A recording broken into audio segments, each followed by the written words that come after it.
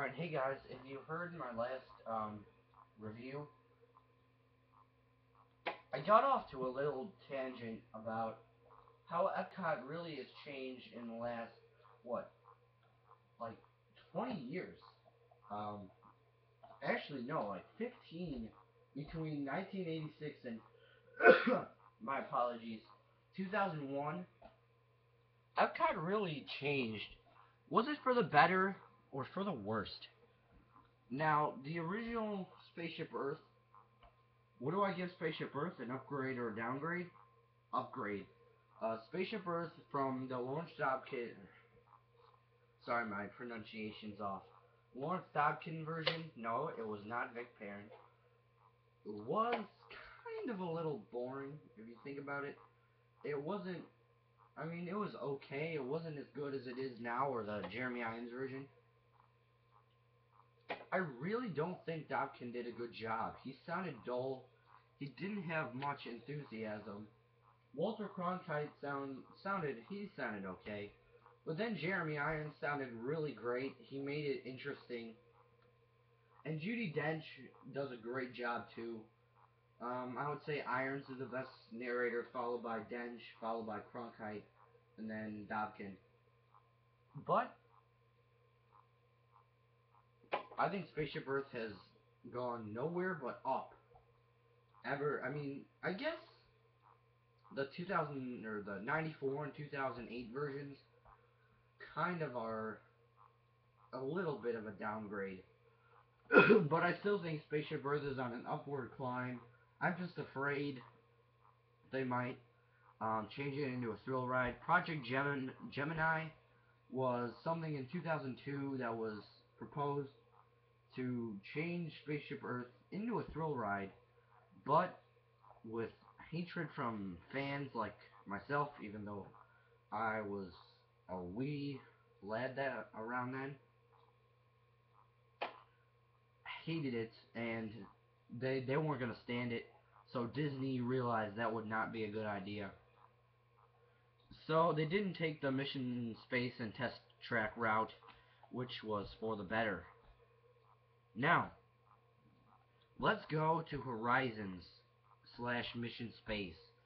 You know what? You can argue me all you want, but I think hardcore Disney fans love Horizons, and I don't think you can replace it. Now, however, this is with an asterisk, however you pronounce that, comes to place because they had no choice. Here's a bit of history that isn't really touched a lot. Horizons, the building was collapsing on itself. It couldn't hold anymore. And instead of rebuilding it, revamping it, they decided that Epcot was lacking thrill. So they built Mission Space. You know, Horizons was amazing, but it was time for it to go. If the pavilion is literally killing itself, then it has to go. I mean, you don't want the pavilion crashing and collapsing and killing a thousand, because that would be a ton of money lost due to lawsuits. So it was time for it to go. They did reopen it. They closed it, reopened it, but it went similar, or once World of Motion went, Horizons was done. So, really, they had no choice. The building was collapsing on itself. Uh, they had to revamp the Spaceship Earth building, or geodesic sphere, or whatever, because it was doing the same thing. So instead of removing it, they revamped their icon because they couldn't lose that. However, Horizons was kind of like, sports fans would know what I'm talking about. Kind of like Dwayne Wade to LeBron James. It wasn't. It was a great ride, but it wasn't like iconic as much as Spaceship Earth was. So it was, in their best interest to get rid of it. And Mission Space did bring in a lot of people, so Mission Space it's okay. It's not as good as Horizons, but I can give up. I'll give them that. If it's literally collapsing on itself, you have to get rid of it. Like I said. Let's go over to the other side, Test Track, which originally was World of Motion. World of Motion was a good ride. It took you through motion from the beginning of time to around the 80s when it was around. Now, I have to say it was getting outdated. Um, just a little thing, don't get mad or anything, but I never actually got to go on World of Motion or Horizons or Spaceship Earth 82 or 86. So, but I have watched their videos. MartinVids.net is a great account. Gives ultimate tributes, as he calls them, to rides and shows the full attraction. And so I've seen it. So I haven't experienced it live in person, but the videos I've seen, it looks like a great ride. But Test Track, that's a good one. Uh, I think World of Motion was better than old Test Track, but I haven't tried the new Test Track because the lines were unbelievably long. And not to tangent here, but here's a Disney tip: if the line is longer than 45 minutes, don't bother. Wait, because the line will usually shorten, and if not, extra magic hours is a perfect time, especially or if you can say early in the morning, after midnight, or late at night, whatever you want to say. It's completely empty, so you can get on everything with little to no wait. So, just a tip there. So, if it's above 45 minutes, don't go on it. But, I would say, nor upgrade nor downgrade. So, it's an average. So, we've had a plus sign, a negative sign, well, a small negative sign, and an equal sign. Now we go to the first major negative sign. The Imagination Pavilion hosted one of the best rides in Disney history from the early 80s to the mid-late 90s. It was called Journey into Imagination. It starred the Dreamfinder, played by Chuck McCann, or I should say voiced, and Figment, voiced by Billy Barty, who did a great job of voicing a childish character. Now, basically, the Dreamfinder and Figment took you through your imagination and how all the educational arts had to do with it. It was kind of a longer attraction, so I kind of get why they changed it, but if I was the head of Disney, I would have shortened it. I wouldn't have changed it completely.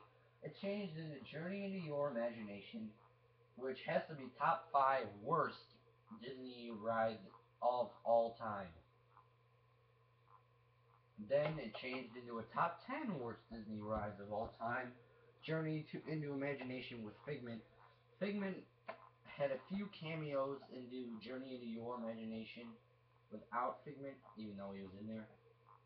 The Dreamfinder wasn't in there at all. He's not in the current attraction. And some rumors, rumor alert. Well, guess what? There have been plans to revamp Journey into Imagination with Figment. Now, this is from WDWMagic.com. They have said that plans range from the return, hashtag the return of the Dreamfinder, and based on how NBA returns are going, that's not really that good. But Disney returns, they're pretty good. However, another idea which I hated was they would change it into a Phineas and Ferb ride, which I know if you probably somebody probably got pissed off from that, but seriously, I don't think Phineas and Ferb would fit because that show has impending cancellation. I can just see it. I think they're running out of ideas. I mean, 7 years of that show. I mean, it's coming to an end. So that would be a bad idea. Just like Avatar Land is a bad idea in Animal Kingdom, even though they're going to make a sequel, which I don't think is going to be good at all. So, I think that rumor is not has barely any truth to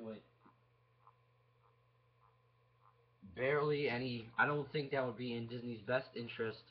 Plus, they already have that Phineas and Ferb thing in World Showcase, which I think is the only Phineas and Ferb thing you can do. So, we got some breaking rumors here. Sorry, about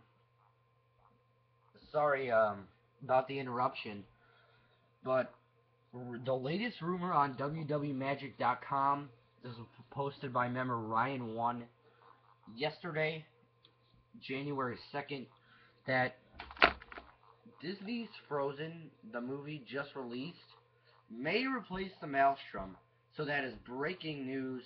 I was actually on the site and it updated, so I saw that. I think that's big. I'm going to be talking about the Maelstrom in a later video with World Showcase. So it could replace the Maelstrom. You know what? I like Frozen, Olaf, Anna. I like those characters, and Kristoff, but that would be replacing a classic Disney attraction. And I think we all know that that hasn't really gone well for them. Especially one that pretty much 90% or 95% of Disney fans enjoy.